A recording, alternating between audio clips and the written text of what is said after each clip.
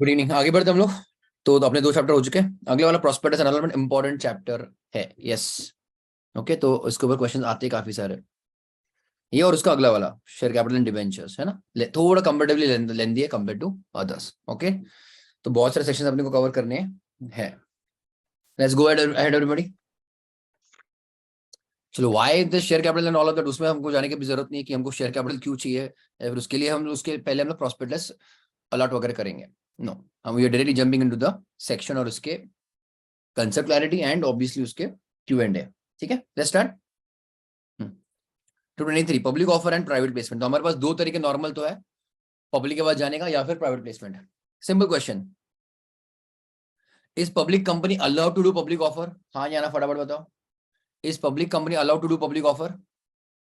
Yes. Is private company allowed to do public offer? Is private company allowed to do public offer? नहीं। Is public company allowed to do private offer? Is public company allowed to do बच्चों private offer? Yes. तो public company बच्चों कुछ भी कर सकती है, public offer या फिर private placement also. But private company can do बच्चों ओनली प्राइवेट प्लेसमेंट। ये तो बात समझी तुमको? आई होप इतना that was simple, quite clear है ना।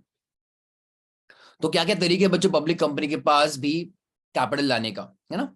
पब्लिक ऑफर लोगों के पास गए, प्राइवेट प्लेसमेंट लिमिटेड लोगों के पास गए, है ना, आइडेंटिफाइड पर्सन बोलते हैं हम लोग उसको। राइट इशू अपने लोगों के पास गए, बोनस इशू बस उनको खुश कर दिया अपन ने। यस, चलिए उतना कर लिया। फर्दर तुम्हारा प्रोस्पेक्टस में क्या रहेगा? इनिशियल पहला वाला FPO further and OFS offer for cell by the promoters या फिर तुम्हारे इन्वेस्टर स्टार्टिंग के, है ना। That's okay, alright. और प्राइवेट कंपनी के पास बच्चों ऑब्वियसली फिर तुम्हारे पास पब्लिक ऑफर तो है नहीं, so private placement only, right issue and bonus issue. आगे बढ़ते चलो अपन बच्चों, है ना। So what do you mean by OFS बच्चों? Offer for sale. कौन ऑफर कर रहा है सेल करने के लिए? एग्जिस्टिंग ओनर्स, मतलब एग्जिस्टिंग मेंबर्स, है ना, प्रमोटर्स, इन्वेस्टर्स जिनको निकल जाना है अभी कंपनी से, उनका कमा के हो चुका है ना, वो लोग बोलेंगे कंपनी को कि आप हमारे शेयर्स बेच दो, और यू डिवाइस स्कीम, या तुम लोग उसको अरेंज करो और हमारे शेयर्स बेच दो। किसने किसको बोला? प्रमोटर्स ने या फिर इन्वेस्टर्स ने बोला कंपनी को। क्लियर लिया। और यही शेयर्स बच्चों पब्लिक ऑफर में जा रहे हैं। इन अ वे आई से second hand shares. IPO FPO में बच्चों क्या होगा?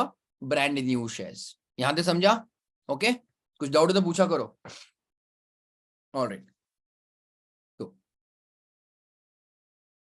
ये सब तुम्हारा ठीक है। पब्लिक ऑफर बच्चों, बस मैं यस नो लिख रहा हूं यहाँ पे। Public company yes, private company no. Private list में मुझे दोनों के लिए यस अलाउड है, हाँ है ना। राइट इशू बोनस ऑब्वियसली दोनों के लिए allowed, no doubt about it. And compliance with SEBI rules, private का तो संबंध वैसे आएगा नहीं, है ना, ऑलमोस्ट ऑल केसेस में। Public company yes only if listed, मैं आप लिख रहा हूँ लिस्टेड और in the process of getting listed. तो उनका कहना क्या है, मतलब तुम्हारे पास ये सब तरीके हैं। क्लियर। तो सेबी के रूल्स रेगुलेशन फॉलो करना पड़ेगा अगर तुम लिस्टेड हो या फिर लिस्ट होने वाले हो, है ना बच्चों। यहाँ तक ओके एवरीबॉडी? आगे बढ़े। 24 तुम्हारा हट चुका है एज इट इज बच्चों। ओके, 24 तुम्हारा हट चुका है, सो उसमें कोई टेंशन लेने की जरूरत नहीं है। आगे बढ़ते हैं। 25 हम लोग तो जाएंगे डीन प्रोस्पेक्टस। तो 23 हम लोग ने क्या किया? Public offer and private placement, that's it. मतलब जस्ट नॉर्मल एक बेसिक अंडरस्टैंडिंग दिया कि what you can do, which company can do what, है ना। पब्लिक कंपनी को क्या अलाउड है, प्राइवेट कंपनी को क्या अलाउड है। 24 पावर्स ऑफ सेबी सिलेबस में है ही नहीं तो छोड़ दो। 25 डीन प्रोस्पेक्टस थोड़ी देर में करेंगे उसको, ठीक है। 26 matters to be stated in prospectus, ठीक है। Ready everybody? तो क्या क्या आना चाहिए बच्चों? प्रोस्पेक्टस का तुमको मीनिंग तो समझता है कि इट इज इनविटेशन, हाँ है ना एवरीबॉडी, कि तुमने इनवाइट किया लोगों को, पब्लिक एट लार्ज को। Yes, clear all of you?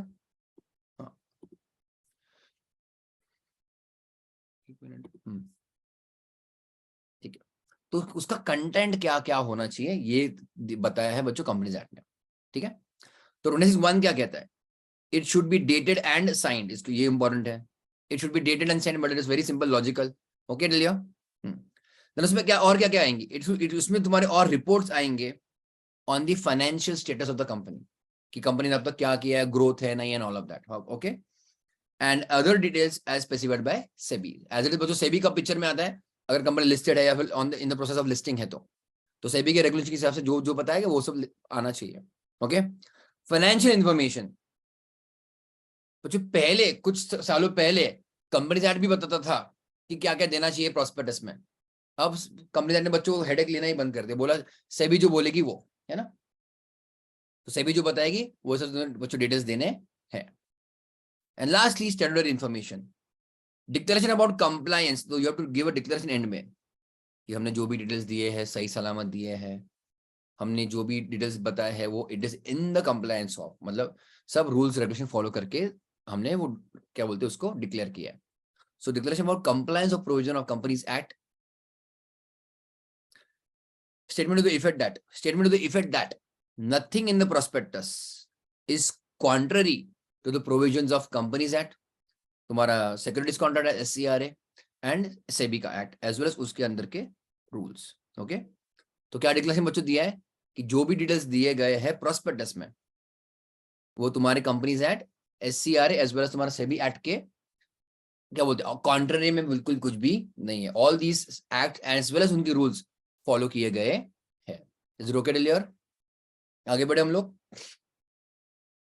तो एज सच हमको कुछ यहां तक सेक्शन 26 में यहां तक बात करूं तो उसमें कुछ याद रखने जैसे अब तक कुछ नहीं है। एक ही क्या स्टार्टिंग है तुम्हारा, it should be dated and signed. Okay, आगे तो चेक शुड बी डेटेड है ना, so date of publication as well as signed obviously by directors, propose directors या फिर attorney. What do you mean by attorney बच्चों, याद आ रहा है? हमने चैप्टर नंबर 2 में किया था, सेक्शन नंबर 22 में भी किया था। What do you mean by attorney? Yes, power of authority, correct, very good. Information 26(1) के हिसाब से एज वेल एज सम रिपोर्ट्स जो भी रिक्वायर्ड है एज पर सेबी वगैरह, सेबी जो भी बोलेगी वो सब बच्चों रिपोर्ट्स वगैरह सबमिट करने पड़ेंगे। ठीक है, इसके ऊपर क्वेश्चन आता है एक्सेप्शन, नहीं, you need not give all the details बच्चों in the prospectus or you need not issue only बच्चों prospectus। ओके, इसके ऊपर क्वेश्चन आता है। हमेशा एक्सेप्शंस, नेगेटिव, अनलेस वाले में बच्चों थोड़ा ध्यान दिया करो एटलीस्ट कंपनीज एक्ट में। ओके एवरीबॉडी, ठीक है, आगे बढ़ूं मैं? ऑलराइट, ध्यान देना एक्सेप्शंस, अगर तुम एग्जिस्टिंग मेंबर्स को ही दे रहे हो फिर से बच्चों न्यू शेयर्स या फिर न्यू फिर से सिक्योरिटीज या फिर एग्जिस्टिंग डिबेंचर्स होल्डर्स को बच्चों तुम फिर से न्यू डिबेंचर्स, नए वाले डिबेंचर्स इशू कर रहे हो तो तुम्हारे ही लोग है वो। इसके पूरा प्रोस्पेक्टस बच्चों उसका प्रोसेस फॉलो करने की जरूरत नहीं है। Can you give me simple example of existing members को फिर से शेयर देना या फिर ऑफर भी करना? एनीबॉडी बोलो। Right issue, bonus issue, correct, exactly. उसके लिए मुझे प्रोस्पेक्टस इशू करने की जरूरत नहीं है, पूरा प्रोसेस फॉलो करने की जरूरत नहीं है। Is it okay everybody, clear और नो? एंड इसमें और एक तुम्हारा इसके ऊपर क्वेश्चन आता है, आई एम टेलिंग यू, भले एमसीक्यू में आएगा या they will make a entire big case study और 26 बोलेंगे प्रोस्पेक्टस में ये दिया था, नहीं दिया था, कि ये करना चाहिए, वो करना चाहिए। बट ये याद रखो कि अगर तुम एग्जिस्टिंग मेंबर्स को ही फिर से दे रहे हो या फिर एग्जिस्टिंग डिबेंचर होल्डर्स को फिर से दे रहे हो, they need not follow section 26। Yes, चलिए आगे बढ़े। या फिर if the shares debentures are uniform, मतलब सेम टू सेम, मतलब तुम कुछ नया वाला शेयर्स या फिर नया वाला डिबेंचर्स नहीं इशू कर रहे हो। व्हाट डू मीन बाय नया वाला डिबेंचर्स, मतलब मान लो तुम्हारा रेट ऑफ इंटरेस्ट कम हो गया है ना, एज तुम्हारा देखोगे 3-4 साल पहले के कोई डिबेंचर्स वो 10-12% से जा रहे थे, अभी 8-9% पे आ चुका है। तो over a period of time या फिर इकोनॉमी तुम्हारे डिबेंचर का रेट ऑफ इंटरेस्ट बदल सकता है। पर अगर तुम सेम टू सेम दे रहे हो यूनिफॉर्म, ओके, और सेम यू कैन से type of shares, equity, same voting rights वगैरह भी, या प्रेफरेंस का था उसके ऊपर तुमने डिविडेंड का रेट फिक्स किया था, सेम टू सेम दे रहे हो। सो द शेयर्स और debentures are same, that is same in all respects with already issued shares, okay, which are also already listed on the recognized stock exchange। तो बच्चों फिर से ऑलरेडी तुम अगर लिस्टेड हो recognized stock exchange में बच्चों, जस्ट सिंपल क्वेश्चन यहाँ पे, सिंपल चीज, अगर तुम लिस्टेड कंपनी हो तो मुझको बताओ तुम्हारे कंप्लायंसेस रिपोर्टिंग कम रहेगी या ज्यादा रहेगी?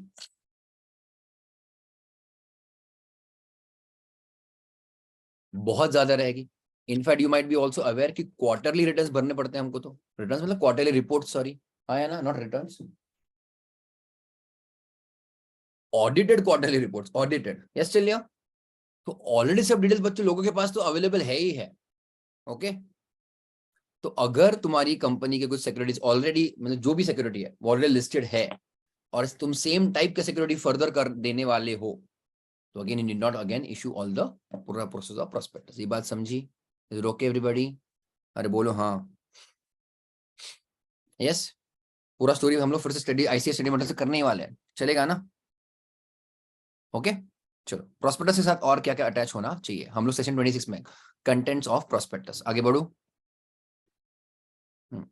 चलो बताओ फटाफट। Section 1 short election commencement applications, 2 definitions, 3 formational company, 3A members are liable in certain cases, 4 MOA, 5 AOA, 6 act to override MOA AOA, 7 incorporation company, 8 company with charitable objects, 9 effect of registration ना, 10 effect of MOA AOA, 10A commencement of business, 11 तो है नहीं, 12 registered office of the company, 13 alteration of MOA, 14 alteration of AOA, 14 15 alteration to be noted in every copy of MOA AOA, 16 rectification of name of the company, 17 copies of MOA AOA to be given to the members, 18 क्या है, conversion of already registered company शायद, correct? Yes. 19 substitute not to hold in his holding, 20 service of documents, 21 authentication of date documents proceedings, 22 execution of negotiable instruments, correct? यहाँ पे तुम्हारा chapter खत्म।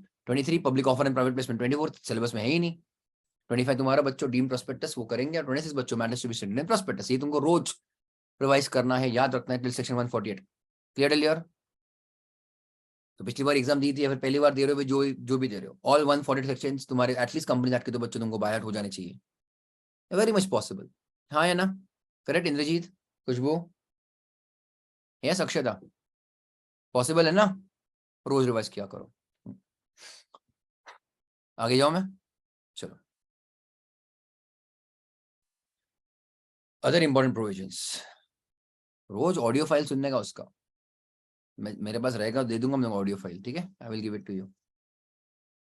आगे देखते हैं, चलो। No prospectus shall be issued, तुमको चाहिए ऑडियो फाइल उसका,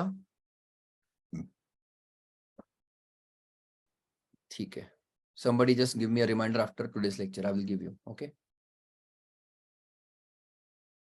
All right. No prospectus shall be issued of a company, okay, or in relation to an intended company। अब तुम्हारे बार बार जो वर्ड आएगा इंटेंडेड कंपनी या फिर प्रपोज्ड डायरेक्टर, मतलब कंपनी आने वाली है, पर जनरली तो पब्लिक के पास जाते तो ऑलरेडी कंपनी एस्टैब्लिश्ड है यार, okay? So no prospectus shall be issued और in relation to an intended company unless on or before its date of publication, okay, which has been delivered to the ROC for filing। बाबू सोना को बच्चों बिना बताए तुम कुछ बड़ा काम नहीं कर सकते, समझा? तो पब्लिकेशन के पहले बाबू से परमिशन मतलब बाबू को पता नहीं, बाबू देख ऐसा होने वाला है, so which is been delivered to the register for filing. Use the word filing, not registration, use the word filing.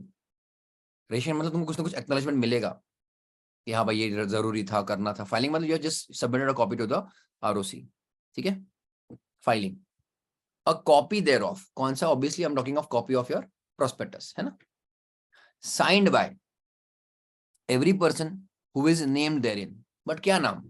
As a director or a proposed director of the company or his duly authorised attorney. Attorney मतलब representative, okay? ये हो गया।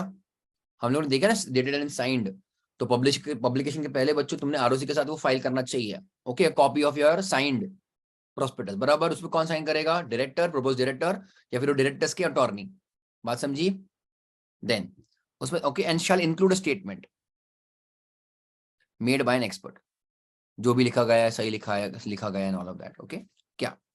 But पहली बात, कुछ expert के बच्चों कुछ क्वालिफिकेशंस। कैसे एक्सपर्ट चाहिए? ऐसा expert who is not and has not been, who is not and has not been engaged or interested in the formation or promotion or management of the company, जिसका कुछ company के साथ कुछ लेना देना नहीं था in the management, और इंपॉर्टेंटली बच्चों फॉर्मेशन मतलब क्या? Incorporation of the company. Clear? तो कंप्लीटली बच्चों ये अनबायस्ड न्यूट्रल थर्ड पार्टी है, हाँ या ना? सो इज नॉट बच्चों part of formation of the company and has given, आगे और and has given written consent writing में to the issue of the prospectus। written consent दिया ही दिया, तुमने बच्चों कंसेंट भी देखा रहेगा, फ्री कंसेंट याद आ रहा है ना? Free consent and all of that, तो राइटिंग में दिया उसने कंसेंट कि हाँ भाई जो भी लिखा है सही लिखा है। and has not withdrawn such consent before delivery of a copy to the before delivery of the copy of prospectus to the ROC for filing, as well as a statement to that effect shall be included in the prospectus. ये statement to the effect की meaning क्या है? Statement बच्चों लिखा जाएगा prospectus में कि expert ने भी ये prospectus को approve दिया है. The expert is not involved in formation of the company. That expert has given a written consent and expert has not withdrawn his consent till the delivery of this copy with the ROC. ये सब चीजें बच्चों क्या होनी चाहिए? सब लिखनी चाहिए, तुम्हारे प्रोस्पेक्टस में आनी चाहिए. करेक्ट. सो एक्सपर्ट ये एक्सपर्ट वो सब तो आया ही आया तुम्हारा बच्चों. प्लस क्या, ये स्टेटमेंट भी आएगा कि एक्सपर्ट ने कंसेंट विड्रॉ नहीं किया है till the time of delivery of the copy to the ROC. Clear लियो? आगे जो इंपॉर्टेंट उसके ऊपर ज्यादा ध्यान दिया करो.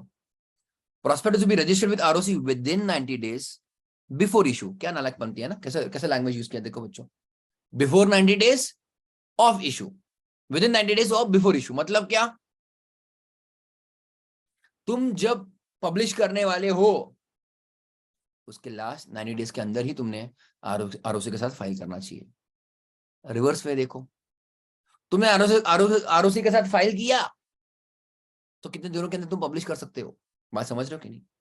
तुमने ROC के साथ फाइल किया, कितने दिनों के अंदर तुम बच्चों पब्लिक को बता सकते हो प्रोस्पेक्टस के बारे में? 90 days. अरे हाँ या ना? क्लियर? मतलब क्या, लेटेस्ट इंफॉर्मेशन ही चाहिए. ROC को पता है और फिर पब्लिक को पता है, इसमें मैक्सिमम गैप 98 days का हो सकता है. Is it okay? And this fact should also be stated in prospectus. सब डालने का प्रोस्पेक्टस, मार्क कसम. तो basically try to understand prospectus can be issued only within 90 days of filing with ROC. कुछ समझा क्या? मतलब बेसिकली लेटेस्ट इंफॉर्मेशन हमेशा पब्लिक के पास होनी चाहिए. क्लियर? वरना ROC को बोला कुछ तो डिटेल्स, फिर 1 साल के बाद पब्लिश करो पब्लिक को, भाई उसके बीच में क्या कांड कर लिया तुम लोगों ने, क्या भरोसा. तो मैक्सिमम 90 days. लेट अस से यू स्किप 90 days, नहीं हो तुम्हारा, तुमने पब्लिश नहीं किया for some reason, you backed out, and now again तुमको अगर करना है पब्लिक को, तुमको बच्चों फिर से नया कॉपी ऑफ प्रोस्पेक्टस फाइल करना पड़ेगा with ROC. Simply stated, whenever filed with ROC, उसके maximum within 90 days you can publish the prospectus. Clear till here? 90 days elapse हो गए, gone. मतलब you cannot now publish to the ROC, publish to the public. Clear? चलो. Expert में तुम्हारा क्या आएगा? कुछ काम का नहीं है खास डेफिनेट, क्योंकि उसमें कोई भी आ सकता है. Include engineer, valuer, CA, CS, CMA और एनी अदर पर्सन में लिखा तो कुछ खास है नहीं. ओके. अगर तुमने सेक्शन 26 फॉलो नहीं किया तो फाइन बच्चों कितना? कम से कम 50,000 ऑन दी कंपनी ना. कंपनी बच्चों 50,000 which makes it 3 lakhs and every person, बच्चों OID नहीं लिखा है यहाँ पे, ऑफिसर इन डिफॉल्ट नहीं लिखा है यहाँ पे. Okay. every person who is knowingly a party to such issue shall be punishable with a fine कम से कम 50,000, maximum 3 lakh. Okay fine. Study material देखिए बच्चों अपन. ICAS स्टडी मटेरियल किधर गया भाई?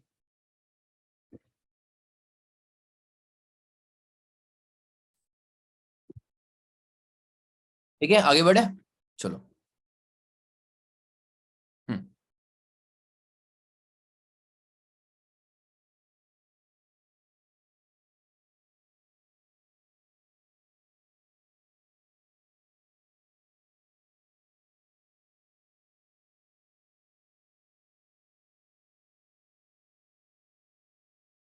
Prospectus.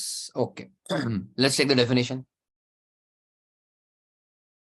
Prospectus means, कैसा डेफिनेशन बच्चों? इंक्लूसिव या तुम्हारा एक्सक्लूसिव डेफिनेशन है? इंक्लूसिव या एक्सक्लूसिव बच्चों? ये तुम्हारा है एक्सक्लूसिव डेफिनेशन. करेक्ट लिया? या means any document. Look at the word any document. काफी वाइड इंटरप्रिटेशन आएगा फॉर, है ना, any kind of document described और इशूड एज अ प्रॉस्पेक्टस. उसमें लिखा गया है या फिर बताया गया कि वो प्रॉस्पेक्टस है. एंड इंक्लूड्स, अब ध्यान देना, red herring prospectus. Okay. 32 shelf prospectus also. ठीक है. और any notice, circular, advertisement or other document inviting offers from the public for the subscription or purchase of any of its securities or body corporate. Yes, clear all of you? तो again nominal definition कुछ खास नहीं है. Okay.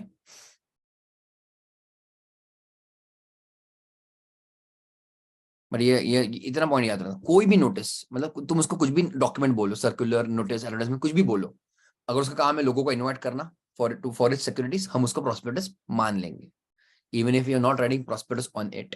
तुमने उसके ऊपर prospectus नहीं लिखा तो भी, पर काम अगर वो कर रहे हैं पब्लिक ऑफर देने का, वो डॉक्यूमेंट कर रहा है पब्लिक ऑफर देने का फॉर द सिक्योरिटीज, वो डॉक्यूमेंट को बच्चों हम मानेंगे प्रॉस्पेक्टस। क्लियर? ओके। चलो, matters to be stated in prospectus 26 ना, यस चलिए।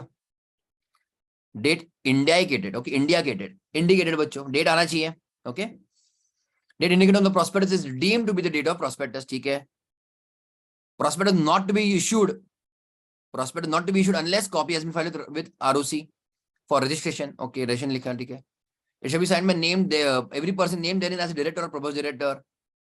Register not to register unless all compliances are complete and all persons named in the prospectus have filed their consent in writing, okay, all the persons named therein, ठीक है। चलो let's check, ये हो चुका है बाकी।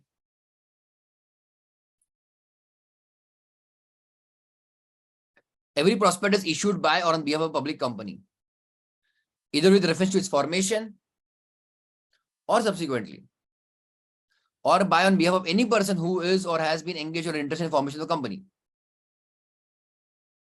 shall be dated and signed, and shall state such information and set out such reports on financial information as prescribed by SEBI, okay.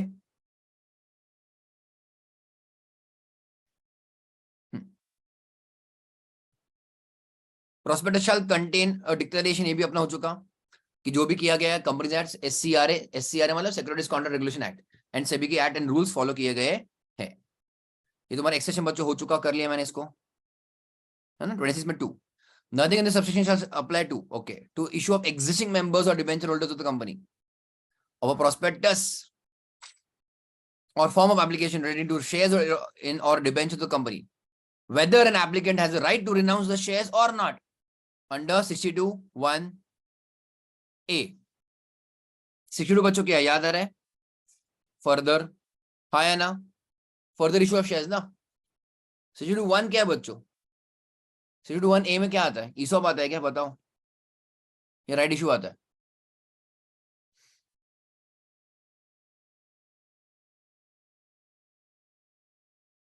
Right issue आता है ना? अरे बोलो हाँ या ना, देखना तुमको, देखिए अपन इसको फटाफट, याद आ रहा है कि नहीं याद आ रहा है? 62 बच्चों इज आर फर्दर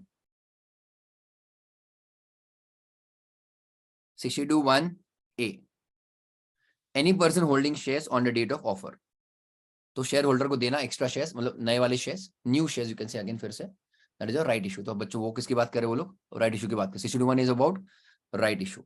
62(1)(b) बच्चों ESOP, and 62(1)(c) is your private placement, any person, है ना। तो 62(1)(a) किसके लिए दिया जा रहा है? एनी पर्सन होल्डिंग शेयर, मतलब मेंबर को ना, एग्जिस्टिंग मेंबर को ही ऑफर जा रहा है, दैट इज व्हिच वन बच्चों? Offer, right. Clear? So come back to section 26(1), whether an applicant has a right to renounce or not, okay. दूसरा वाला, or the issue of a prospectus or a form of application relating to the shares or debentures which are or are to be in all respects uniform with the shares or debentures previously issued, और जो बच्चे already quoted और listed है on the recognized stock exchange. Clear? Nothing in subsection 1 shall apply to these two items, okay. It shall be dated and signed, filed with ROC, written consent, सभी का वो सब नहीं चाहिए अपने को। Clear Leo all of you? Okay ना? मैं जा स्टार मार्क करूं, तुम लोग भी करते जाना। ओके, आगे बढ़े हम लोग। Application of subsection 1 to prospectus or to a form of application, okay, subject to subsection 2। बच्चों 1 ने क्या बोला? It shall be dated and signed, है ना। फाइनल लिया। 2 is about exceptions, ठीक है। Application of subsection 1 to prospectus or to form of application, subject to subsection 2, वो तो छोड़ दो, subsection 2 पर तुम्हारा पिक्चर में आएगा, तुम अपने खुद के मेंबर्स को दे रहे हो तो, है ना, या फिर सेम टाइप के दे रहे हो तो। The provisions of subsection 1 shall apply to a prospectus or a form of application whether issued on or with reference to formation of a company or subsequently also। जब तुम कंपनी फॉर्म कर तब तुम ये सब काम कर रहे हो तो भी तुमको फॉलो करना पड़ेगा, या फिर कंपनी फॉर्म करने के बाद अगर कर रहे हो प्रोस्पेक्टस इशू तो भी तुमको करना पड़ेगा। बेसिकली प्रोस्पेक्टस कर रहे हो तो करना पड़ेगा। 4, prospectus will be issued after delivery to ROC for filing. Okay, so no prospectus shall be issued by or on behalf of the company in relation to Indian company, वो सब तुम्हारा हो गया, unless it is delivered to ROC for filing. Okay, a copy thereof signed by every person who is named therein as a director or proposed director, और ये हो चुका फिर से 5. Prospectus not to include expert statement under certain circumstances. Okay, not to include, negative language में दिया है पर वही करना पड़ता है। और prospectus issued under subsection 1 shall not include a statement purporting मतलब seeming, showing to be made by expert, unless the expert is a person who is not and has been not engaged or interested in formation or promotion of the management of the company and has given a written consent to issue the prospectus and has not withdrawn such consent before delivery of a copy, और same चीज है बच्चों, and a statement to that effect is also included in the prospectus. ठीक है, यहाँ तक वही चीज है, मतलब वो करना पड़ेगा, उन्होंने नेगेटिव में देकर रखा है। ओके, एंड सब जरूरी है, यस ऑब्वियसली। क्या क्या, कौन सा एक्सपर्ट, जो कंपनी के फॉर्मेशन या मैनेजमेंट में इन्वॉल्व नहीं है, उसने खुद रिटर्न कंसेंट दिया है फॉर द इशू एंड उसने बच्चों का कंसेंट विड्रॉ नहीं किया है till the date of delivery of the prospectus to the ROC. And last वाला भी करेक्ट, ऐसा स्टेटमेंट भी लिखा गया है प्रॉस्पेक्टस में कि, नहीं समझा, इधर से नहीं समझा तो यही से समझो, अपने टेक्स्ट बुक से समझो। उन्होंने देखे रखा नेगेटिव में, पर अपने को पॉजिटिव में ही समझना कि क्या क्या करना पड़ता है। लेट अस से, आई जस्ट सिंपली से उसको उसका नॉर्मल लैंग्वेज में, you can't issue a prospectus अगर एक्सपर्ट ने स्टेटमेंट नहीं दिया तो। क्या स्टेटमेंट? कि वो कंपनी के फॉर्मेशन में से जुड़ा हुआ नहीं था। ओके, मतलब ऐसा इंसान नहीं चलेगा हमको जिसने खुद कंपनी उसको इनकॉर्पोरेट किया है और इसमें इन्वॉल्व है या फिर कंपनी के मैनेजमेंट में इन्वॉल्व है, ऐसा एक्सपर्ट नहीं चलेगा। What is expert? एक्सपर्ट की जरूरत क्यों है? एक जो भी तुम्हारा प्रोस्पेक्टस में जो डिटेल्स है वो सही है या नहीं है, उसके लिए वो सर्टिफाइड बच्चों कौन करेगा? एक एक्सपर्ट करेगा। सो एक्सपर्ट हैज टू बी बच्चों न्यूट्रल पार्टी। क्लियर? अब न्यूट्रल मतलब कैसे मानना पड़ेगा? जो कंपनी के फॉर्मेशन मैनेजमेंट में इन्वॉल्व नहीं है, ऐसा एक्सपर्ट चाहिए। That is point number 1। दूसरा चीज, एक्सपर्ट क्या बोलेगा? एक्सपर्ट ये लिखेगा प्रोस्पेक्टस में कि I am giving my consent for issue of this prospectus. समझा कि हाँ भाई जो भी हो रहा है जबरदस्ती नहीं हो रहा है, या फिर जो भी हो रहा है I am giving consent to it. और तीसरा बच्चों, उसे लिखना चाहिए प्रोस्पेक्टस में कि I am not withdrawing my consent till the date of delivery of the prospectus to the ROC. Okay, एक बार यहां से पढ़ो अगर चाहिए होगा तो। ओके, शाल इंक्लूड मतलब प्रोस्पेक्टस में क्या होना चाहिए, पढ़ो। लेट आस्क मी कुछ डाउट है तो।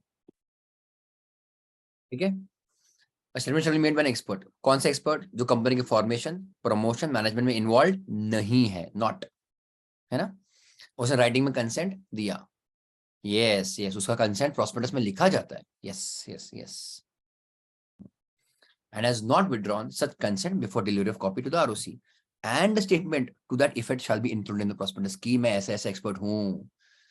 कौन सा एक्सपर्ट हूँ? मैं कंपनी के फॉर्मेशन में इन्वॉल्व नहीं था, I am giving my consent in writing, I am not withdrawing my consent till the date of delivery of this prospectus to the ROC। क्लियर? 90 डेज का स्टोरी समझा बच्चों? 90 डेज क्या, वो भी समझ गया तुमको, है ना। Prospectus to mention compliances of certain formalities on its face on the front page. Okay, have you heard of बच्चों कवर पेज? कभी सुना है तुमने? कवर मैगजीन नहीं है, मैगजीन कवर नहीं बोल रहा हूं मैं, ठीक है, वो भी एक ही काम करता है वो भी, बट रेज्यूमे का कवर पेज, कि रेज्यूमे सीवी समझता है ना रेज्यूमे, कि उसके अंदर क्या है, you are just giving a front, मतलब एक ऊपर का तुम्हारा copy. Okay, first page, generally हम उसको ओसी भी बोलते हैं, ऑफिस कॉपी। तुम लोग कुछ लिखो मत कि हम आपको यही सब सबमिट कर रहे हैं, उसका मुझको एक एक्नॉलेजमेंट दो। Okay, we are submitting you this appendix 1, appendix 2, appendix 3। appendix क्या होता है बच्चों? लेटर से अटैचमेंट, ठीक है, exhibit 1, exhibit 2, exhibit 3 generally. Okay, तो हम आपको ये सब इशू कर रहे हैं, उसका मुझको एक बस एक्नॉलेजमेंट दो। क्लियर है? सो prospectus to mention compliances of certain formalities on its face, ऊपर, ठीक है। every prospectus issued under subsection 1 shall on the face of it state that, लिखना पड़ेगा कि a copy has been delivered for filing to the ROC as record in subsection 4, कि हम भेज चुके सनम, है ना, that a copy has been delivered for filing to the ROC and on front बच्चों लिखेगा तुम लोग प्रॉस्पेक्टस के, specify any documents required by this section, मतलब 26, to be attached to the copy so delivered, or refer to statements included in the prospectus which specify these documents. So specify any document. check करो cover page पे क्या आएगा कि point number 1 कि हम एक copy deliver करवा चुके आरओसी को, हाँ या ना, state that a copy was delivered and list of documents that also which we have submitted to the ROC along with this prospectus. FS financial statements रहेंगे, कुछ और डिक्लेरेशन रहेंगे, कुछ और प्रोजेक्ट्स रहेंगे, कुछ भी रहेगा। Okay, specify any documents required by this section to be attached to the copy so delivered, है ना, स्पेसिफाई लिखना पड़ेगा। ओके, और refer to the statements including the prospectus which specify these documents, मतलब अगर मान लो प्रॉस्पेक्टस के अंदर कोई डॉक्यूमेंट्स है, प्रॉस्पेक्टस के अंदर कोई स्टेटमेंट्स है, तुमको उसका रेफरेंस देना है कि हाँ भाई ये पेज पे ये है, तो तुम उसको सबको बच्चों फ्रंट पेज पे लिखोगे। फ्रंट पेज पे क्या क्या आएगा कि हम आरओसी को कॉपी सबमिट कर चुके हैं। दूसरा, you will give a list of documents submitted to ROC along with the prospectus, prospectus के साथ साथ तुमने कुछ एक्स्ट्रा दिया रहेगा तो। Okay tell all of you, आगे बढ़े। आकांक्षा, सॉरी आकांक्षा कौन है, अक्षता। So company must file prospectus with ROC within 90 days. After these 90 days, they can give prospectus to public. Answer is no. क्यों? इसका रीजन क्या बच्चों, व्हाई आंसर इज नो? क्योंकि उस अभी इंफॉर्मेशन स्टेल हो गई, स्टेल STALE, पुरानी हो गई इंफॉर्मेशन जो तुमने आरओसी को सबमिट की थी और जो ऑन विच बेसिस अब तुम पब्लिक से पैसा लेना चाहते हो, पुरानी हो गई। तो तुमने जैसे ही आरओसी को सबमिट किया उसके within 90 days you have to give it to the public, publish करना पड़ेगा। नहीं किया तो प्रोसेस फिर से रिपीट करो। समझा कि नहीं समझा? So first ROC, then immediately within 90 days public, correct। अब 90 डेज 3 महीना, 3 महीने बच्चों क्वार्टर बदलता है, क्वार्टर वाइज तो ऑब्वियसली तुमको पता है, अगर लिस्टिंग करते हो अगर नॉर्मली तो क्वार्टर वाइज बच्चों डिटेल्स बदलते हैं, है ना, क्लियर लिया? गुड, वेरी गुड, आगे बढ़े। अक्षता, prospectus will be बच्चों issued within specified time. No prospectus shall be valid if it is issued, negative language लिख के रखा है ना, एक्सपर्ट का इंक्लूड्स। अपने टेक्स्ट बुक से करो, ये यहाँ पे तुम्हारा दिमाग खराब हो जाएगा, अपने टेक्स्ट बुक से करो, एक्सपर्ट के लिए ये चाहिए तुमको।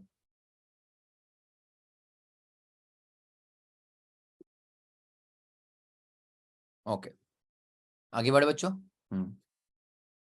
90 डेज वाला कंसेप्ट समझा तुमने? अगर 90 डेज के अंदर नहीं इशू किया प्रोस्पेक्टस लोगों को तो वो प्रोस्पेक्टस स्टेल, पुराना, ठीक है। If it is issued more than 90 days after, punishment if issued prospectus contravenes provisions, okay, तो मतलब फाइन लगेगा बच्चों, फाइन कितना, which shall not be less than 50,000 rupees, but ये तुम्हारा फाइन एज तक तुमको याद रखा तो अच्छी बात है, वरना देख लो। ओके, चलेगा। और क्या लिखा, every person who is knowingly a party to the issue, यहाँ पे बच्चों OID नहीं है। Okay,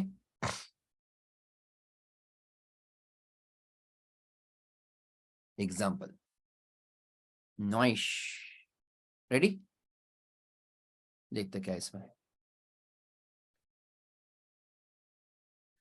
The beauties of Dr. Sunny Pharmaceutical Limited, okay, public company, has allotted shares to the investors at large without investors को पर investors तो अपने खुद के मेंबर्स है ना वो, देखते हैं, let's check the details, without issuing a prospectus with ROC. In this regard, it is to be noted that a public company can issue securities to the public you by issuing by public only by issuing a prospectus, ठीक है, इन्होंने दिया नहीं अपने को details, in fact, ठीक है, investor मतलब उनके खुद के मेंबर्स है नहीं है, डिटेल्स नहीं है। ओके, इन्वेस्टर्स एट लार्ज बोला है, वाह बेटे, ठीक है। तो यहाँ पे पब्लिक एट इन्वेस्टर मतलब यहाँ पे तुम्हारा इन्फॉर्मेशन आएगा भी पब्लिक एट लार्ज, सब लोग इन्वेस्ट ही कर रहे हैं। Okay. 26(1) lays down that matters required to be disclosed and included in the prospectus. 26(1) ने क्या बोला? Lays down the matters, क्या क्या चाहिए to be disclosed and included in the prospectus and requires the filing of prospectus with ROC before it is issued. Prospectus में क्या क्या content आना चाहिए किसने बोला? 26(1) ने बोला. और आगे जाके 26 ने क्या बोला बच्चों? किसको तुमको फाइल करवाना ही पड़ता है विद ROC, है ना? Before it is issued. Clearly, in the given case, company is violated बच्चों of provisions of Companies Act and hence the allotment made is void. Important, इतना तो important है. तूने follow नहीं किया तो allotment is void. The company will have to refund the entire monies received and also be punishable under 26(9). और तुम्हारा I think 50,000 से लेके 3 लाख तक. Yes, Celia, all of you.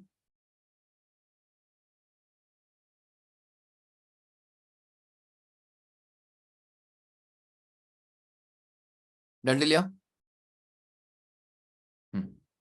आगे बढ़े.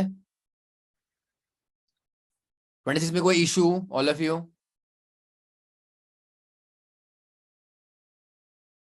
26(1) में क्या था समझ रहे हो? I'll repeat quickly again. It should be dated and signed.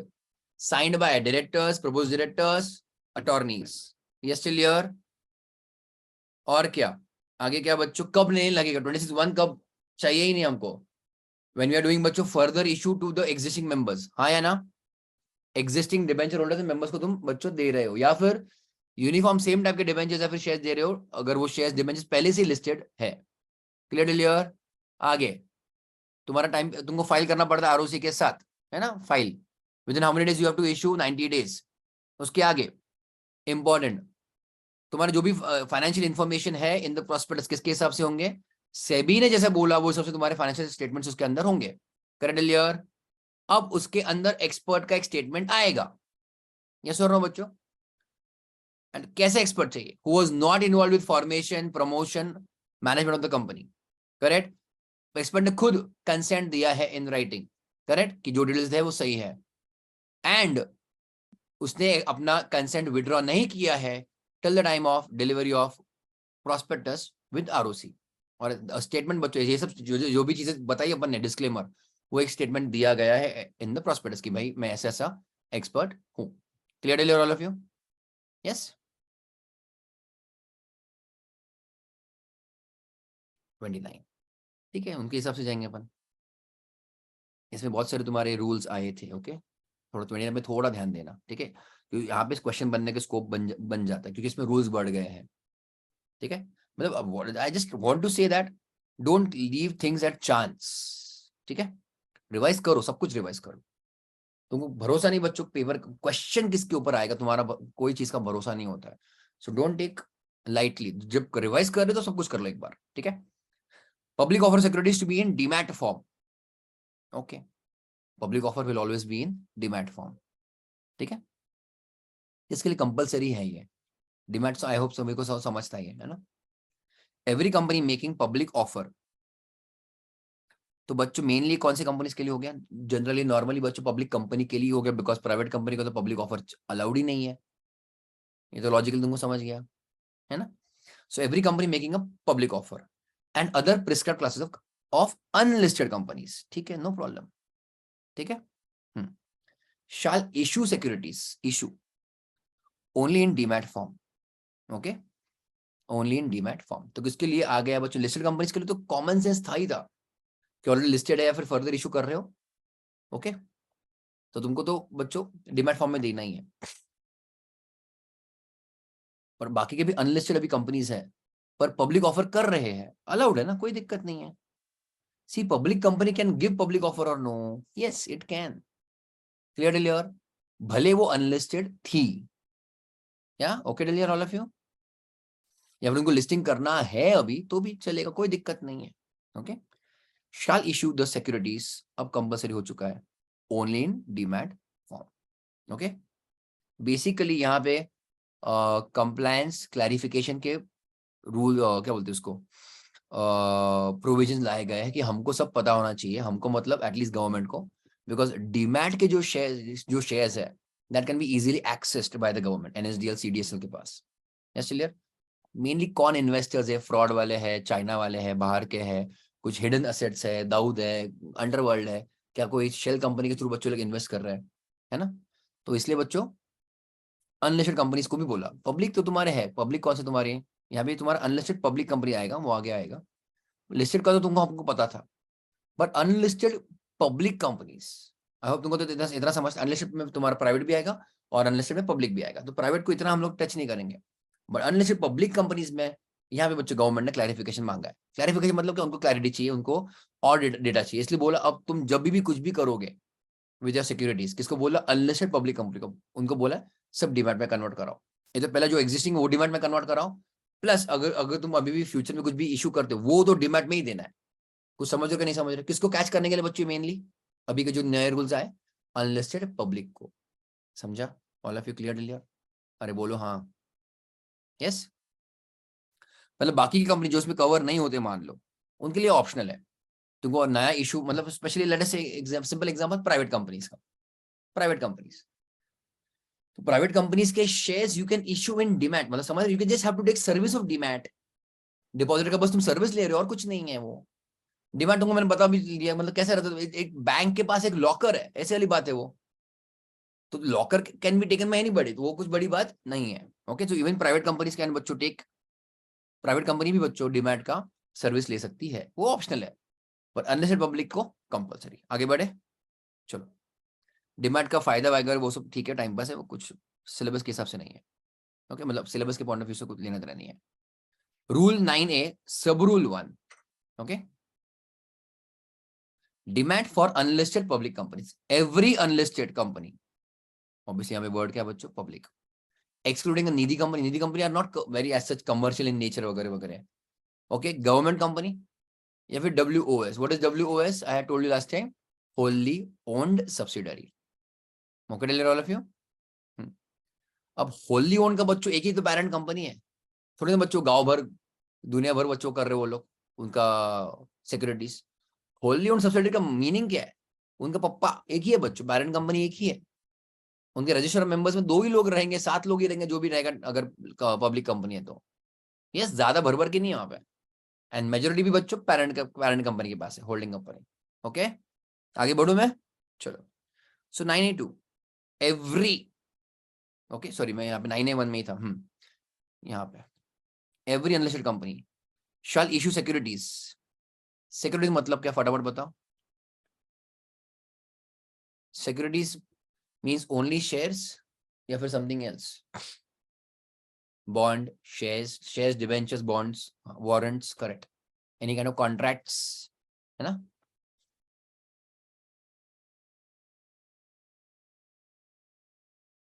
Deposit करना भी ट्रेडेड है बेटा, डिपॉजिट ट्रेड कर सकते हो क्या तुम। सिक्योरिटीज की डेफिनेशन में क्या आता है, एनीथिंग ट्रेडेबल, मार्केटेबल सिक्योरिटीज, है ना।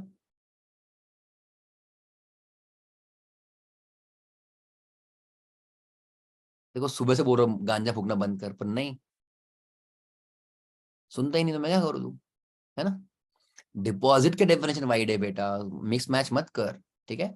Securities means includes stock, stock आता है, shares, debentures, warrants, bond, stock, government securities, वो सब आता है, और एनी मार्केटेबल सिक्योरिटी। मार्केटेबल मतलब क्या, contracts, F&O, futures and options, समझ रहे हो एवरीबॉडी। कुछ भी डालते हो उसमें तो। आगे, shall issue the securities only in demat form and also facilitate, अब ध्यान देना, also facilitate मतलब उनको देना पड़ेगा, हेल्प करना पड़ेगा in dematerialization of existing securities। किसके लगाए बच्चों, सबकी लगा दी यहाँ पे, every unlisted company. Clear everybody. आगे मैं इसको स्टडी मटेरियल से लूंगा, तुम्हारा यहाँ पे कवर्ड नहीं है वो। 9A2 every unlisted public company making any further offer, है ना, making any offer for issue of any securities, ध्यान दो, जस्ट ट्राई टू अंडरस्टैंड, थोड़ा थोड़ा सा अच्छे से एक बार ध्यान दो। Every unlisted public company making any offer for issue of any securities or buyback also or issue of bonus shares or rights offer shall ensure that before making the offer your entire existing holders of the management, entire holding of securities of the management, promoters, directors, KMP has been dematerialized। बच्चों 9A1 और 9A2 में फर्क क्या है फिर, 9A1 और 9A2 में तुमको क्या फर्क दिख रहा है यहाँ पे, what do you think.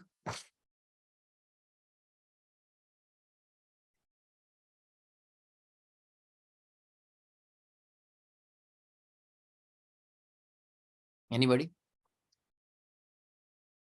9A1 बच्चों is about issue and 9A2 बच्चों is about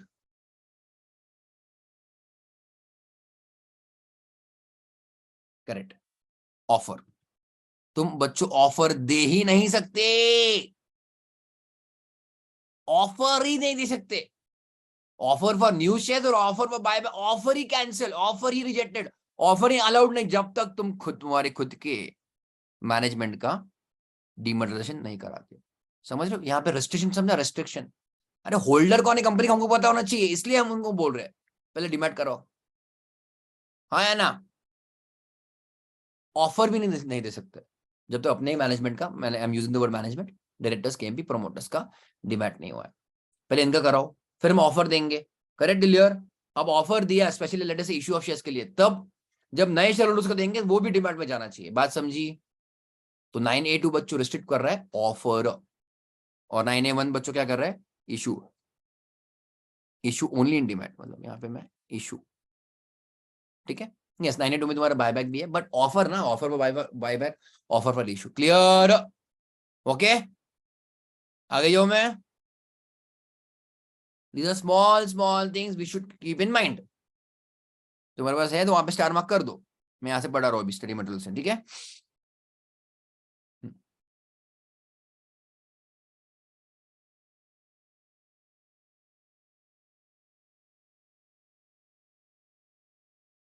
rule 9.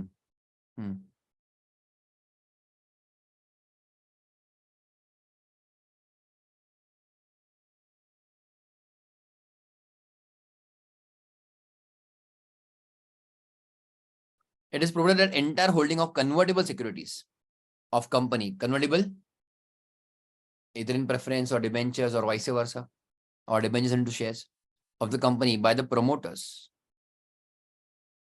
The word use is what? Securities ना, समझ रहे कि नहीं? Yes, clear all of you?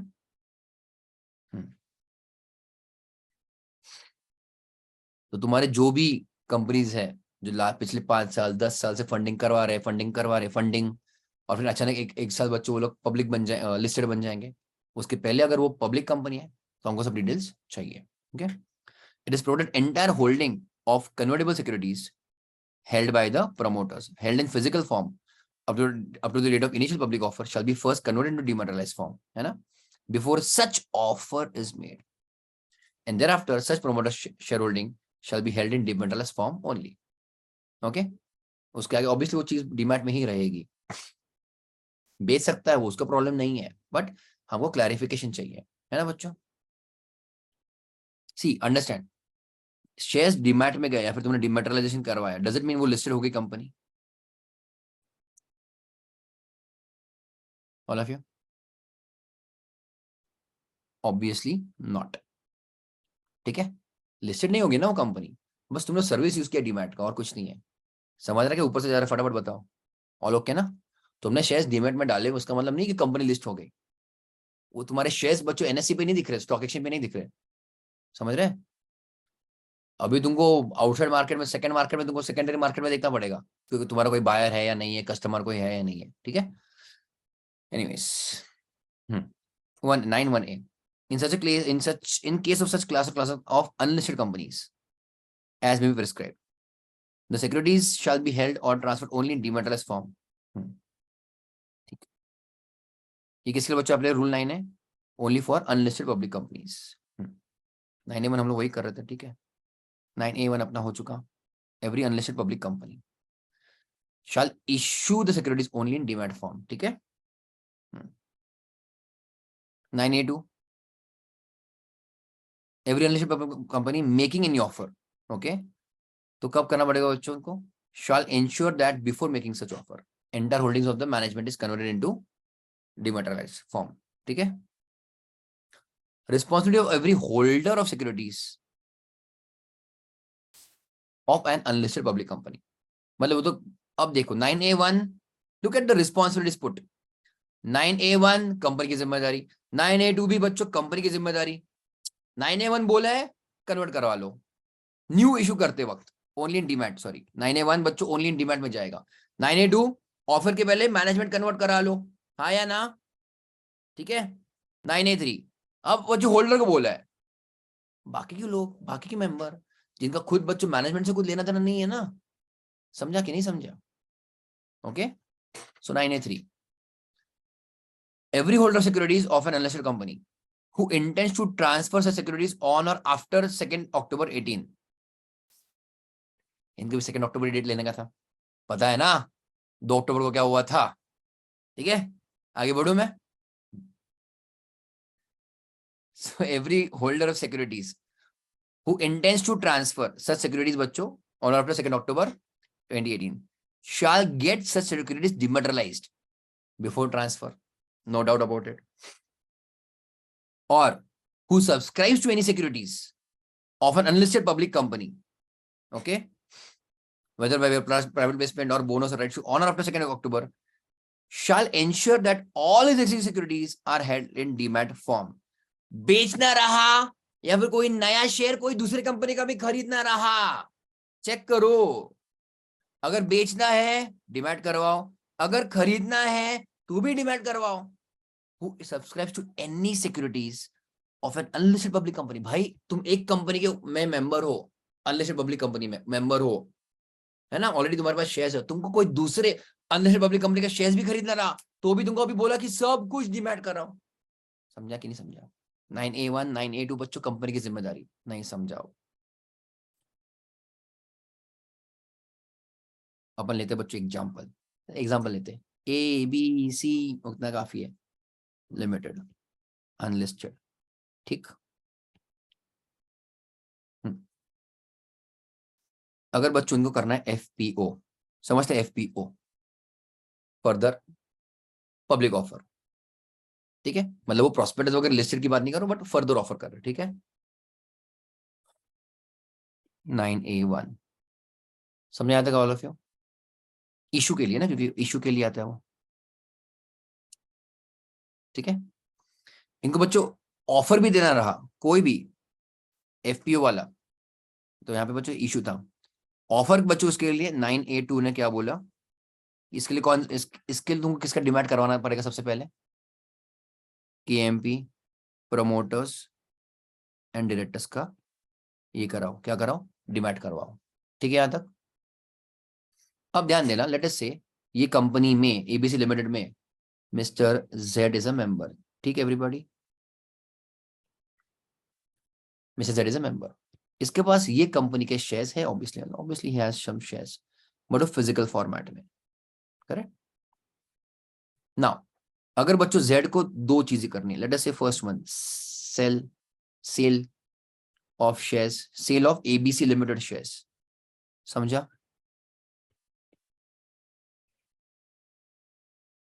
तो बच्चों he cannot sell without making it converting into demat first, बात समझी? Is it okay till here? That is one condition. या फिर अगर वो बेच नहीं रहा है और वो पड़े उसके पास share, but he wants to bye,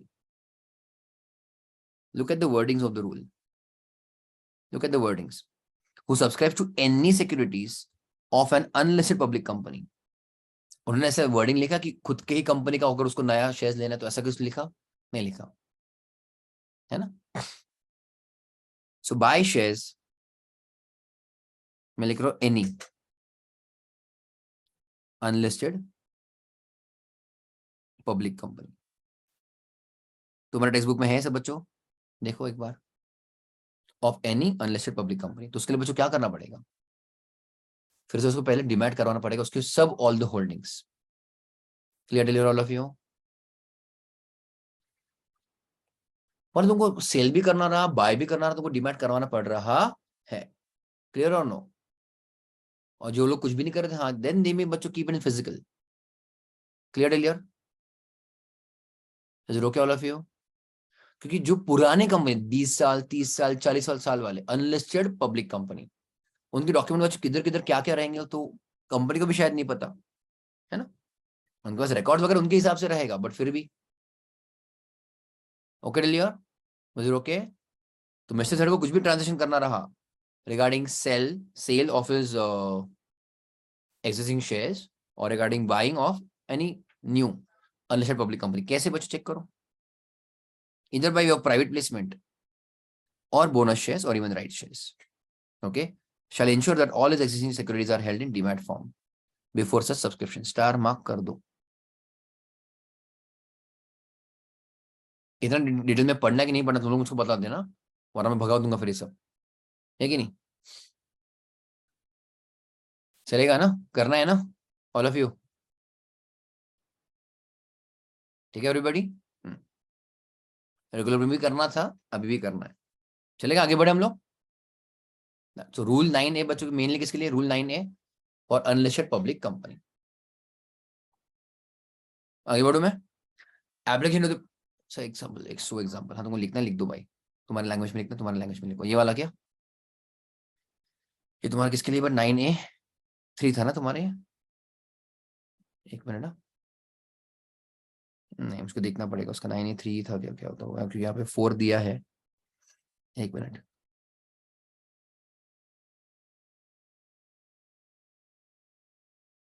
हाँ 9A3 है, correct.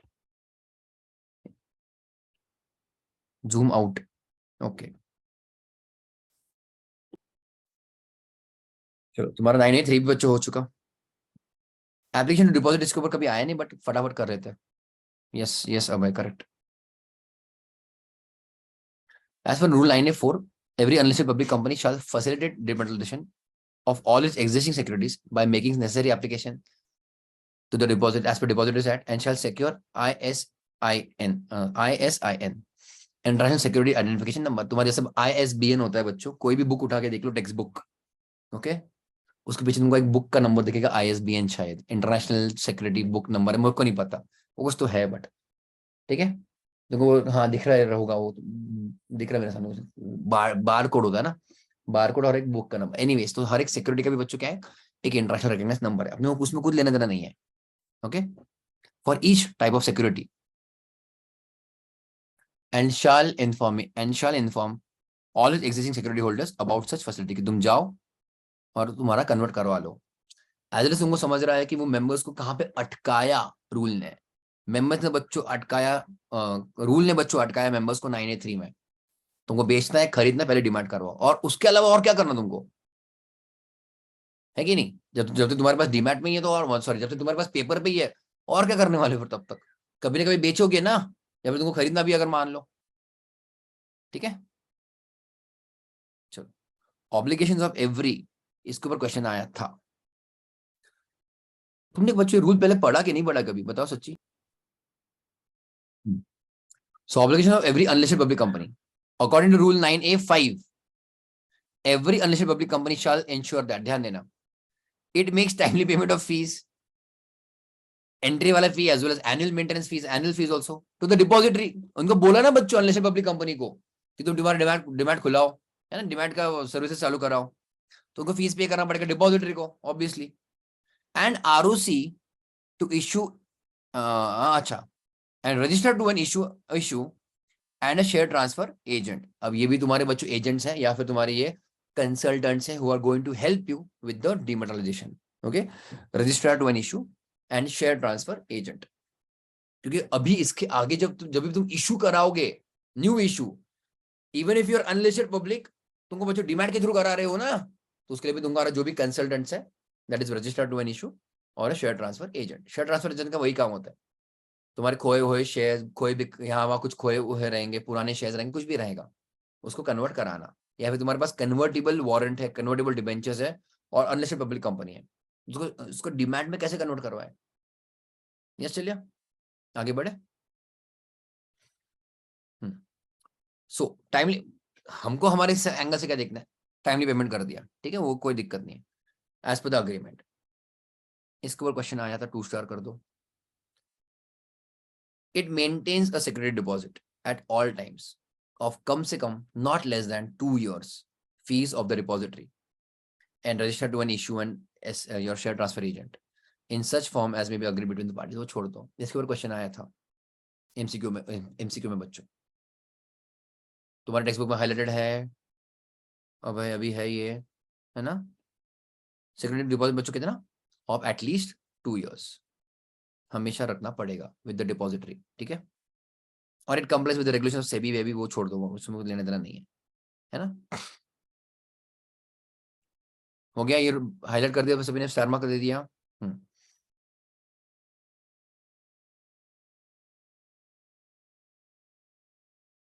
Rule 9A6 states that no unlisted public company which is defaulted in sub rule 5, पैसा, है ना, पैसा वाला, समझ रहे हो। सो अगर कंपनी ने 9A, अगर कोई भी कंपनी ने रूल 9A5 ब्रेक किया, ओके, तो obviously it can not, okay, तो बोला no, shall make offer of any securities or buyback or issue any bonus or right till the payments to the depositories are made good. Time pass है, कुछ खास नहीं फिर से, ठीक है।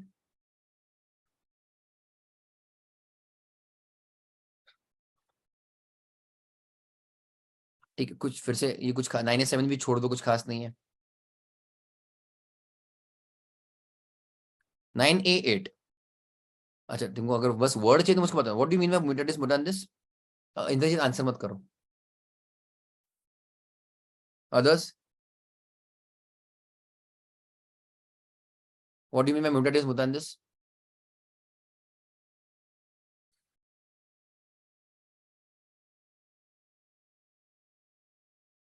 अमन, अभय, निधि, अक्षता,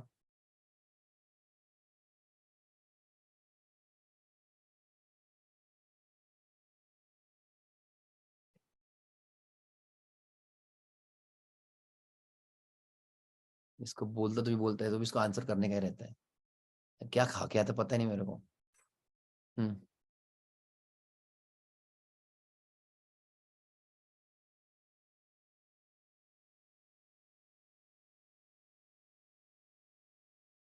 सेम टू सेम, ओके, जैसा है वैसा। इंपॉर्टेंट फैक्ट देना था तेरे को, भी गलत आंसर दिया तूने इंद्रजीत।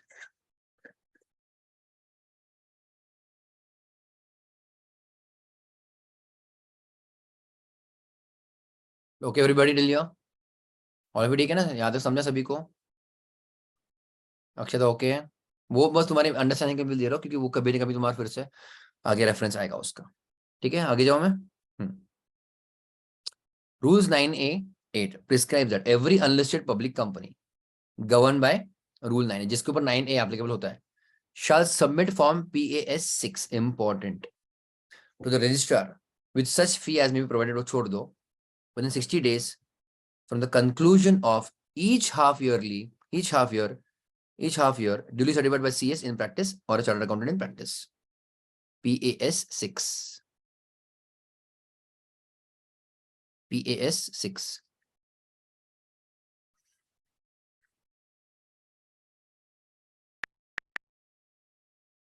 दिख रहा है बच्चों, PAS6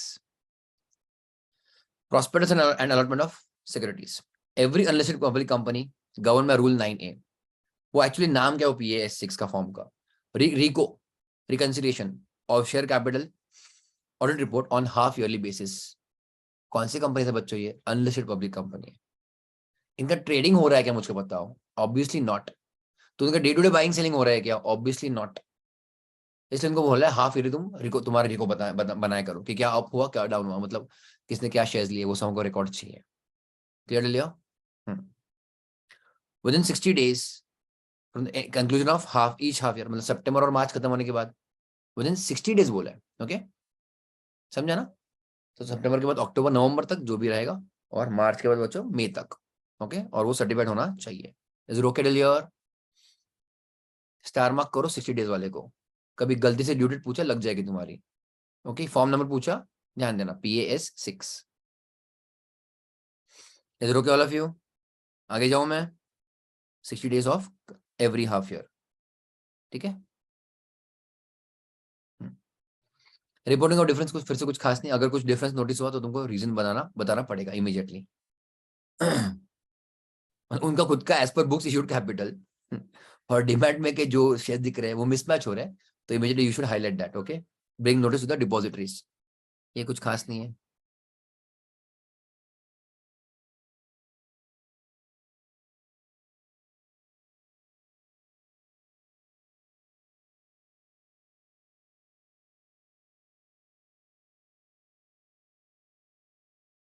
look at this point, इसको अंडरलाइन मत करो, but any company other than the one mentioned about, जो अभी अपन ने सब देखा, unlisted public company, so any other company other than यहाँ पे लिखा है, may convert its securities into demat form, ठीक है, और issue its securities in physical form, तो कोई दिक्कत नहीं है, मतलब जिसके ऊपर एक एप्लीकेबल नहीं होता, सो आई कैन बच्चों सिंपली से प्राइवेट कंपनीज, और कौन सी कंपनीज बच नहीं जाते ना फिर, yes all of you, private companies, is okay till your rule समझे, ओल्डर कंपनीज, हाँ, आगे जाऊं मैं,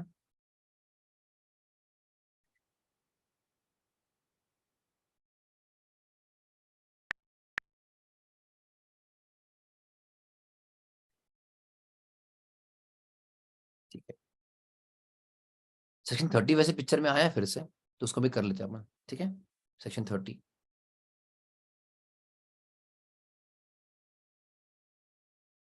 तुम्हारा प्रोस्पेक्टस का एडवर्टाइजमेंट,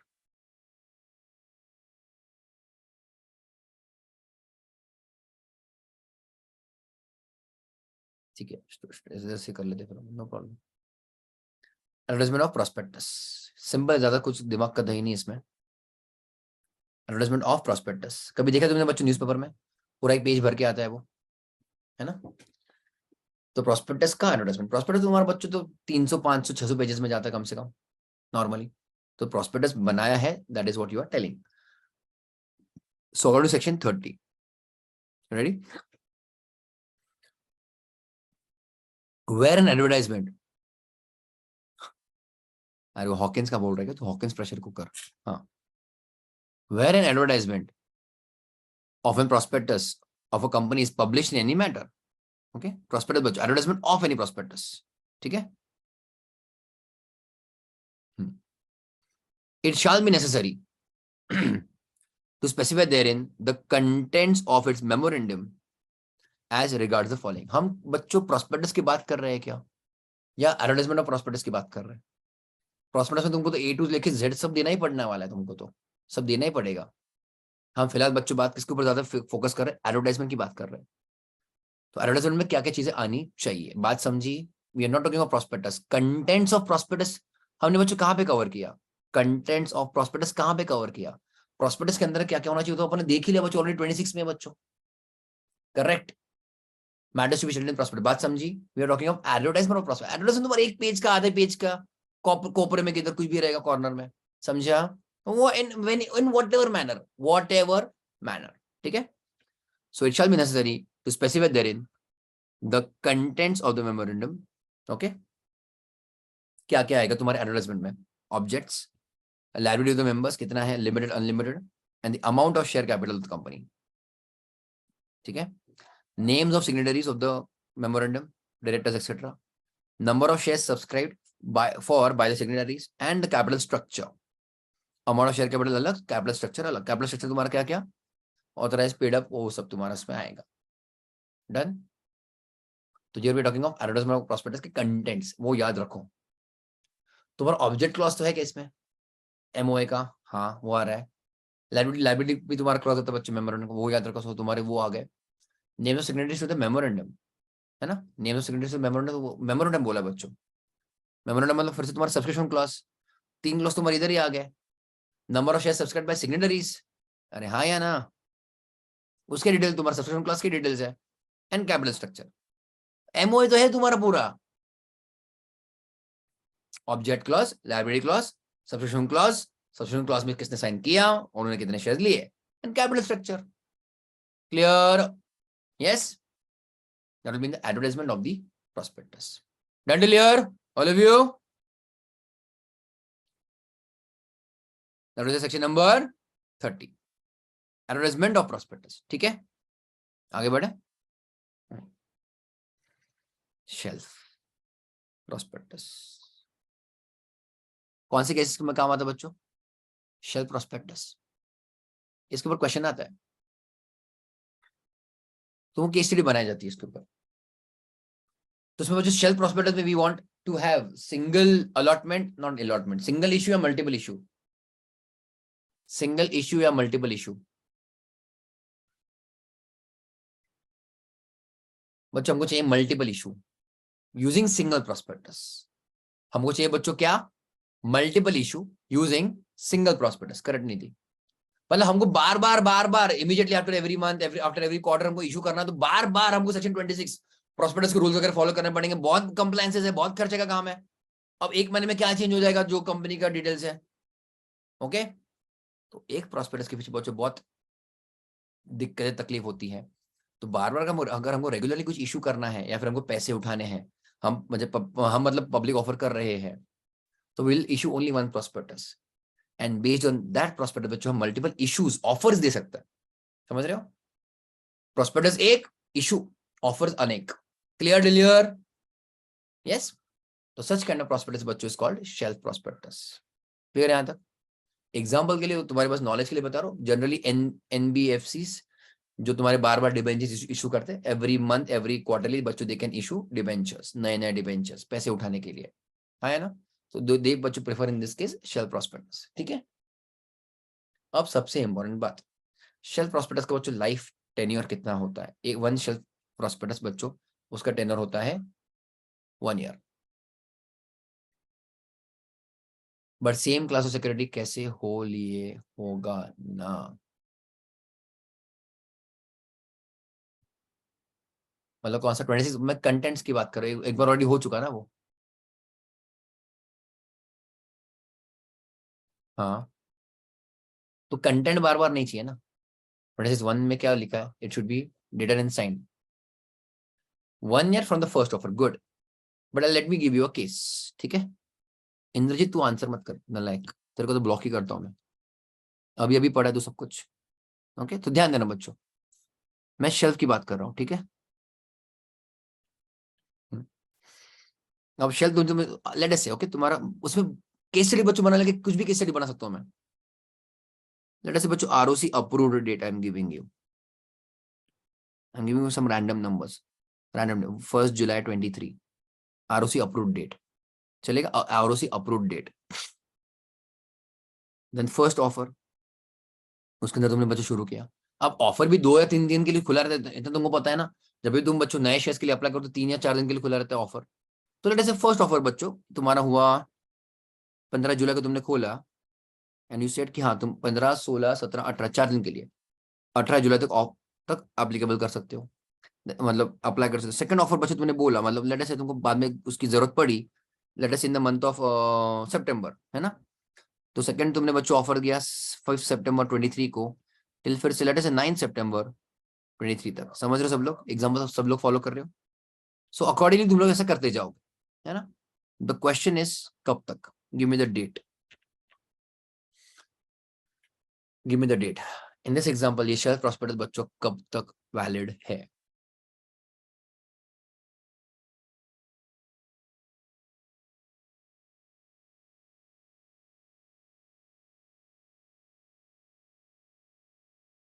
अदर्स?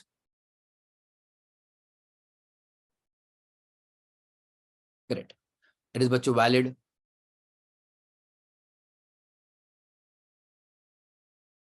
करेक्ट, ये डेट से सबसे इंपॉर्टेंट जुलाई, मतलब डेट भी तो चाहिए मुझको।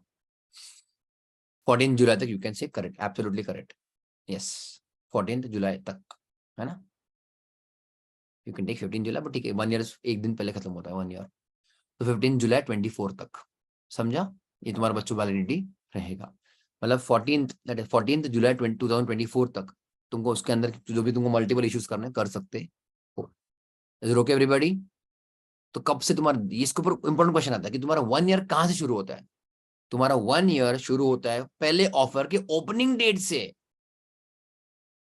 15 पे तू इशू कर सकते थे ना, तो 15 इज ऑलरेडी पार्ट ना, पार्ट ऑफ इट।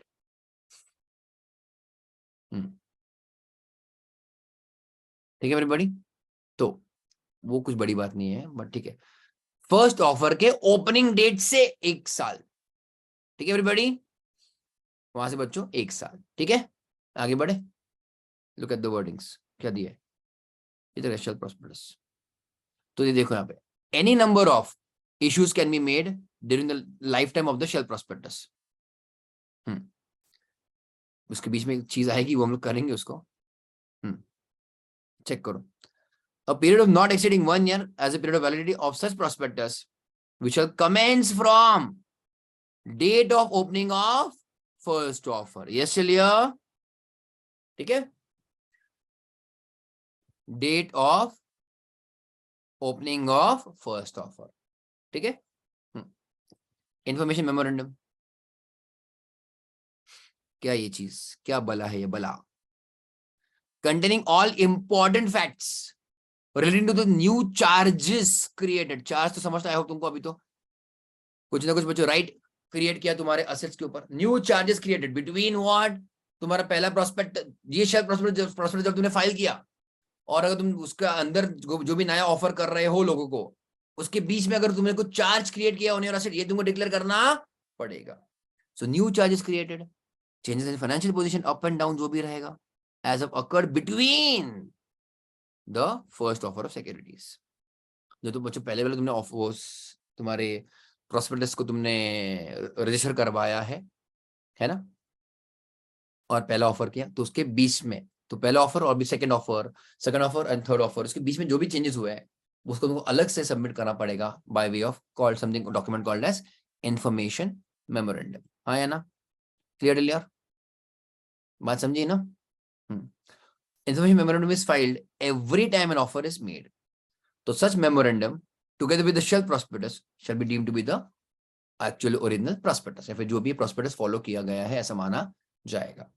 तो उसके ऊपर क्या क्या क्वेश्चन आते हैं, केस स्टडी बेस्ड. जैसे तुमको मैंने बताया कि कंपनी को ऐसा ऐसा करना है, वैसा ऐसा करना है, बहुत सारे मल्टीपल उनको ऑफर्स करने हैं, पर उनको बार बार प्रोस्पेक्टस का प्रोसेस फॉलो नहीं करना है, कंप्लायंसेस फॉलो नहीं करना है. तो क्या उनके पास ऑप्शन है, तो बच्चों पूरा स्टोरी ऑफ शेल प्रोस्पेक्टस है ना. देन उसके तुम्हारा क्या बच्चों, multiple issues through single prospectus. Time period 1 year from the date of opening of the first offer, 1 year from the date of opening of the first offer तक valid है.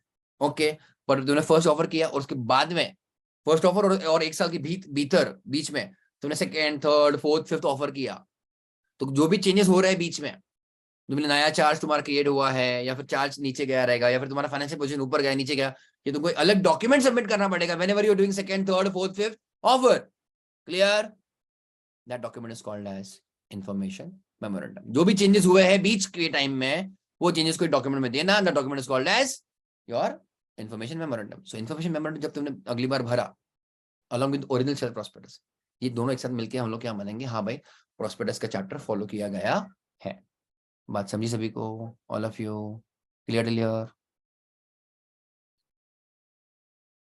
ठीक है. तो शेल्फ रेड एवरेज्ड, ये हमको 3 तो main करने ही करना है. ओके, इंक्लूड्स बोला है. ये डिबेंचर्स बार बार होती है फ्रीक्वेंटली, या फिर new series of debentures.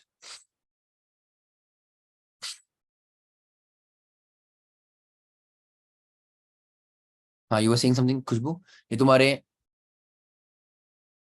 Third point नहीं समझा. थर्ड पॉइंट, अच्छा सी, अब तुम सेकंड ऑफर कर रहे हो, थर्ड ऑफर कर रहे हो, फोर्थ ऑफर, ठीक है, नहीं बोल दो खुशबू तुम्हारा, हाँ with in the first year, ठीक है. तो जब फोर्थ ऑफर कर रहे हो तो क्या ऐसा भरोगे भेजोगे आरओसी को, है ना.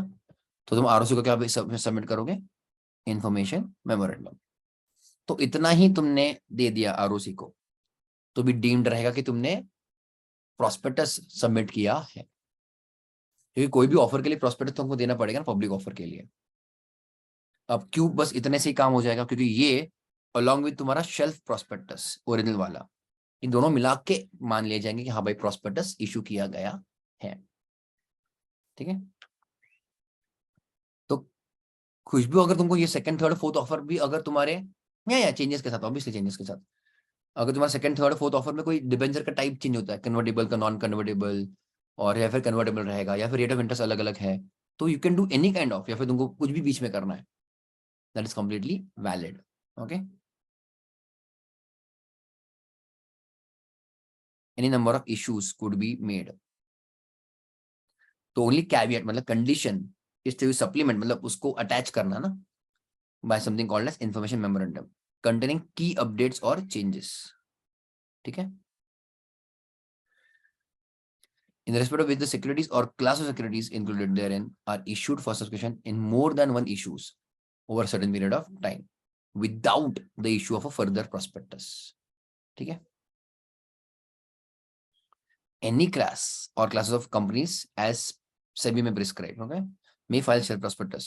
कब? At the stage of the first offer, है ना? 1 year.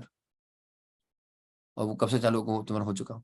In respect of second or subsequent offer of such securities issued during the period of validity of that prospectus, then obviously no further prospectus is required. तो ये भी अपना point हो चुका. But information memorandum होना चाहिए. तो every company shall filing a shelf prospectus shall be required to file information memorandum containing all material facts related to new charges, financial position as have occurred between first offer or previous offer, है ना, second to third, third to fourth, and succeeding offer, है ना, जो तुम अभी कर रहे हो और उसके जस्ट पिछले वाला जो ऑफर हुआ था उसके बीच में क्या चेंजेस हुए हैं, है ना, with ROC prior to the next offer. मतलब नया ऑफर करने के पहले तुमको ये इन्फॉर्मेशन मेमोरेंडम सबमिट करना पड़ेगा आरओसी को.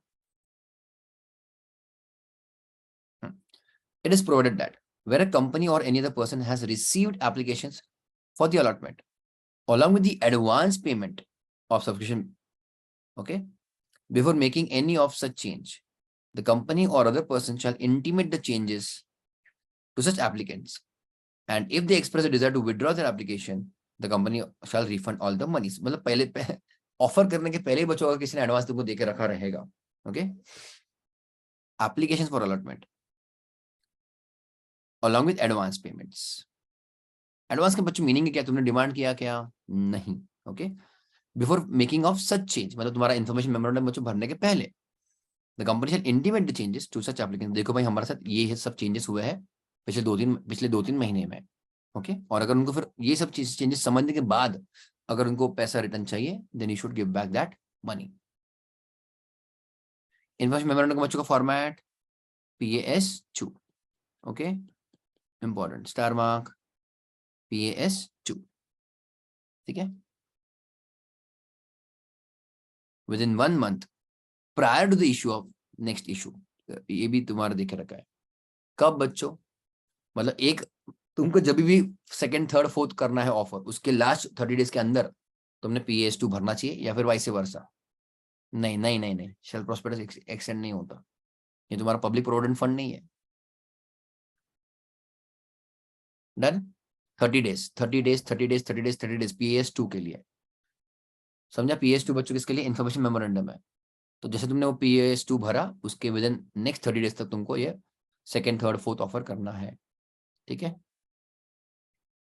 When an information memorandum is filed, every time an offer of securities is made under subsection 2, such memorandum together with shelf prospectus shall be deemed to be the prospectus. Because understand, अगर prospectus follow नहीं किया तो बच्चों तो फिर तुम्हारे non compliances बढ़ेंगे ना. बढ़ेंगे मतलब नॉन कंप्लायंस माना जाएगा. वो तुम्हारे पेनल्टीज वगैरह लग सकती है. तुमने प्रॉस्पेक्टस इशू नहीं किया, उसके बगैर तुमने पब्लिक को ऑफर वगैरह दे दिया, तो गलत हो जाएगा. इसलिए उन्होंने बोला कि बस तुमने इन्फॉर्मेशन मेमोरेंडम भरा तो माना जाएगा कि प्रॉस्पेक्टस के रूल्स कंडीशंस चैप्टर फॉलो किया गया है. क्लियर और know all of you? Done done done बोलो, समझे? गुड. सो PAS2 भी बच्चों अच्छे से ध्यान रखना वहां पे, है ना, for what? Shelf prospectus. Clear? चलेगा फिर अभी के लिए इतना ही, all of you. Next time will finish with red herring and बाकी के सेक्शंस. चलेगा? Revise revise revise revise and revise. Clear all of you? And stick to your time table. अच्छे से सिंसियरली सीरियसली जो भी फॉलो कर रहे हो उसको रोज अच्छे से बच्चों रिवाइज फॉलो किया करो सिंसियरली. अंडरस्टूड? चलो गाइस, ठीक है, पढ़ाई करो. चलो तुम्हारा जो भी पढ़ाई रहेगा उसके हिसाब से करो. हार नहीं मानना है और सिंसियरली करना है, इतना याद रखना. ठीक है एवरीबॉडी? चलो, ऑल द बेस्ट गाइस. या